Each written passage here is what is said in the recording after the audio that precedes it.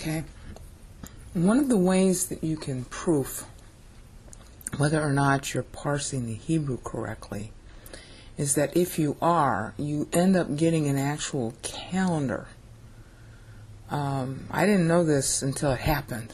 Okay.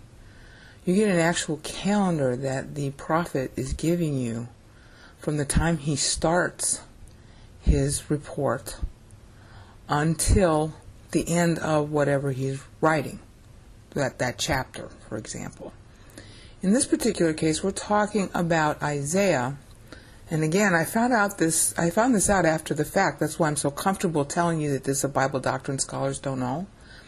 I found out that after I had, been doing the parsing and getting his Hebrew meter, that it added up to a calendar of real events you can check in history.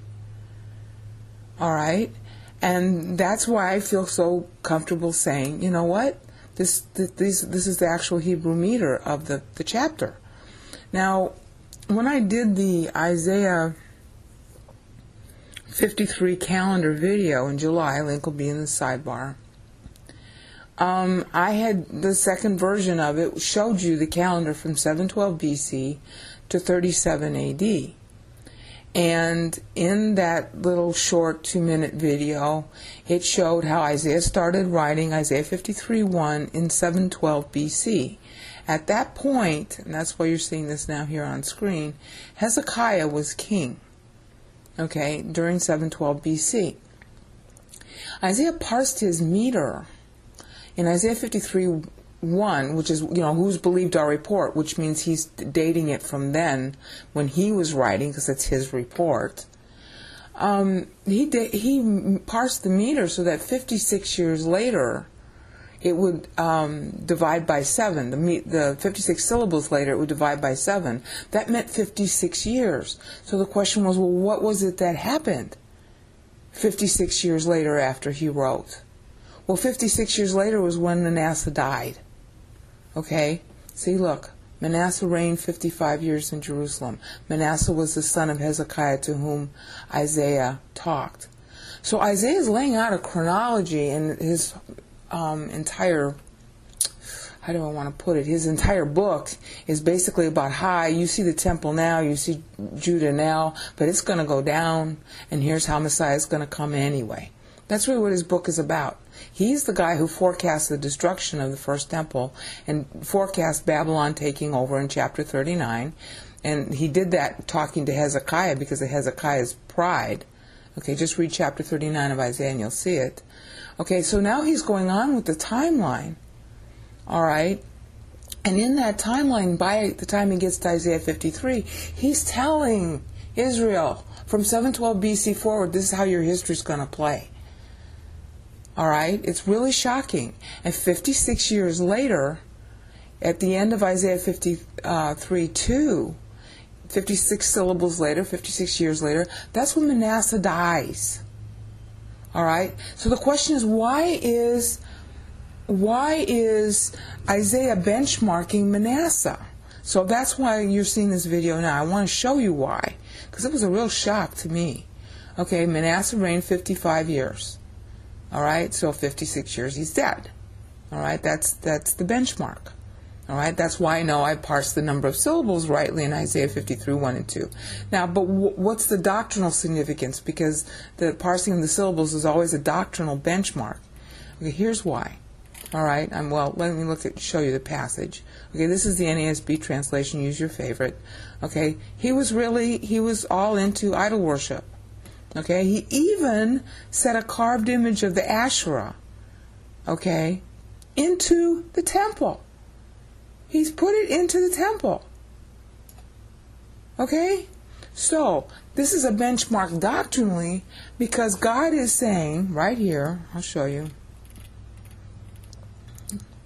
God is saying this was during his reign, because Manasseh did this, I'm going to bring calamity on Jerusalem. This is the second prediction of the destruction of Jerusalem. The first one, the first timed one. The first one was to Hezekiah at the end of chapter 39.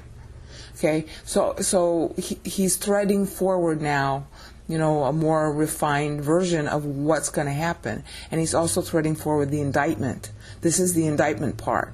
See, I'm going to bring such calamity that everybody will tingle. Okay? All right, so that's why he's benchmarking it at the end of 53:2. You rejected my message, in particular Isaiah's. Okay, by the end of 53:2.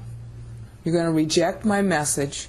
Manasseh's going to do this nasty thing, and therefore the prediction I gave to Hezekiah, his dad, at the end of chapter 39, this thing in 656 BC is going to be God's prediction. Okay? God's coming true. In 656 BC, Manasseh dies. All right? Or this is when the announcement is, I'm sorry. That's when the announcement is. No, that's when he dies. Okay? So the announcement here was made before he died.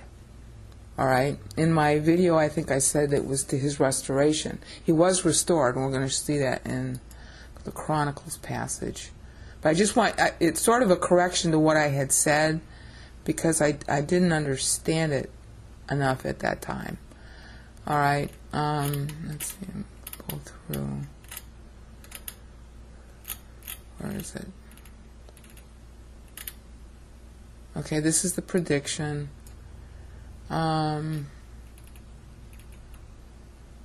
It's in 1 Kings. There we go, Chronicles. Here's the chapter in Chronicles. All right. Chronicles 33. So we'll bring that up so you can see the rest of it. First Chronicles. Or is it second? It's Second Chronicles, not third. Second Chronicles 33. Sorry. Okay, we'll take away that. All right, so here's the companion account with much more details. Okay? Now, this is explaining the decree of God that he's going to wipe out Jerusalem in more detail. All right? They captured the king of Assyria. Assyria was still in control then. They captured Manasseh with hooks. Now, this is a really important period in history. I suggest that you go look up on Wikipedia or somewhere else the 600s BC, right? 656 to 612. This is the period of Assyria, and this is also the period when Babylon starts to take dominance.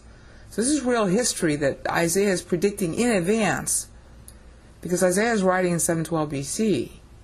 All right, so Manasseh used our equivalent of 1 John 1:9, which is in Psalm 32:5 and Psalm 66:18. Okay, so he prayed and God restored him. All right, so then he returns to power. All right, he changed his mind. He removed all the foreign gods. Okay, but he let the people still sacrifice on the high places.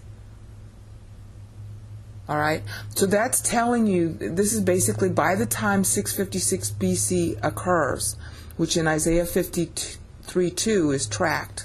It's 56 years after Isaiah writes. This is what had happened.